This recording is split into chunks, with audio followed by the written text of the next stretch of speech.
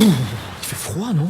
Et si on se réchauffait un peu? Et pour ça, parlons de la pompe à chaleur, la PAC. PAC. Vous avez certainement entendu déjà ce terme, soit dans les médias ou alors dans des discussions entre amis par exemple. La pompe à chaleur pompe littéralement de l'énergie de l'extérieur pour le ramener à l'intérieur. Elle peut prendre cette énergie dans l'eau, le sol ou même encore l'air. C'est pour ça qu'il y a différents types de pompes à chaleur que nous allons voir dans cette courte vidéo ensemble. Tout d'abord, il y a la PAC RO qui va prendre l'énergie dans l'air extérieur pour réchauffer le système central d'eau qui va ensuite chauffer l'immeuble, les appartements. Deuxième exemple, il y a la PAC sol-eau, communément appelée la géothermie, qui va donc prendre la chaleur du sol pour la transmettre dans le circuit central d'eau pour le chauffage des appartements et également de l'immeuble. Troisième exemple, il y a la PAC OO qui va, elle, prendre la chaleur dans un lac environnant ou alors dans de l'eau qui se trouve dans les souterrains pour ensuite chauffer le circuit de chauffage central. Cette troisième variante est un peu moins connue et moins fréquente dans les installations en Suisse. La plus répandue de ces installations est la PAC